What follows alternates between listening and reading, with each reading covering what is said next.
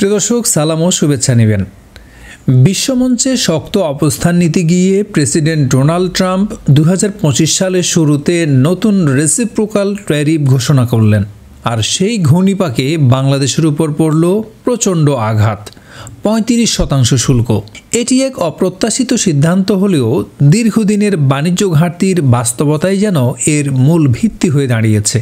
যেখানে এতদিন বাংলাদেশি পণ্যের উপর যুক্তরাষ্ট্রের গড় শুল্ক ছিল 15%, সেখানে হঠাৎ করে 37% পর্যন্ত অতিরিক্ত শুল্ক আরোপের ঘোষণা আসে। যদিও তা 3 মাসের জন্য স্থগিত করা হয়, কিন্তু ঘোষণার কিছুদিন পরেই 35% শুল্ক স্থায়ীভাবে কার্যকর করার ঘোষণা দিয়েছেন প্রেসিডেন্ট ট্রাম্প। এ নিয়ে বাংলাদেশ পড়ে যায় গভীর হতাশায় এবং নীতি নির্ধারকদের মধ্যে শুরু হয় তৎপরতা।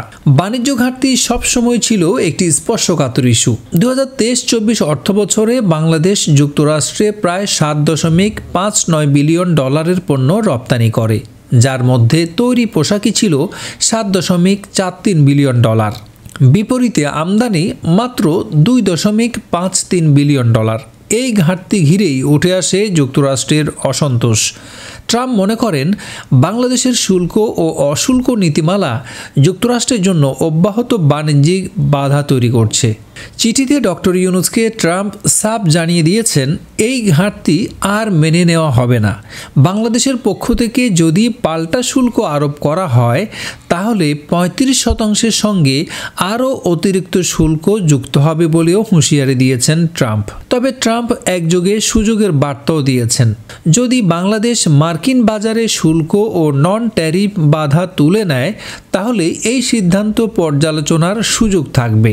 এই বাস্তবতায় বাংলাদেশ সিদ্ধান্ত নেয় বাণিজ্য ঘাটতি কমাতে যুক্তরাষ্ট্র থেকে আমদানি বাড়ানোর। তৈরি হয় এক কৌশলগত রূপরেখা।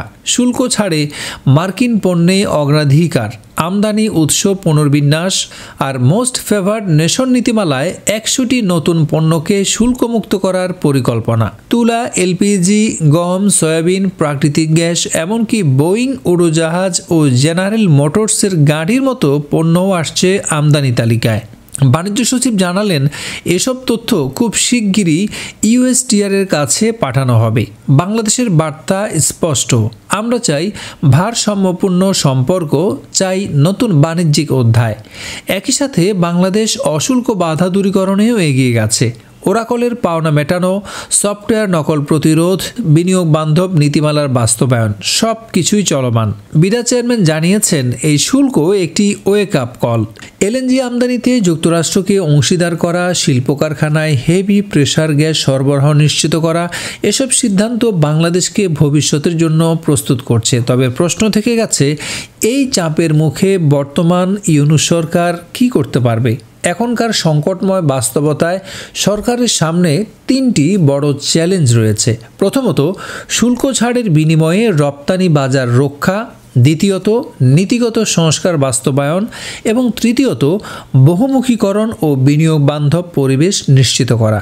বিশ্লেষকরা বলছেন, এই চাপের জন্য পূর্ববর্তী সরকারগুলোর কৌশলগত ভুলও কোনো অংশে কম দায়ী নয়।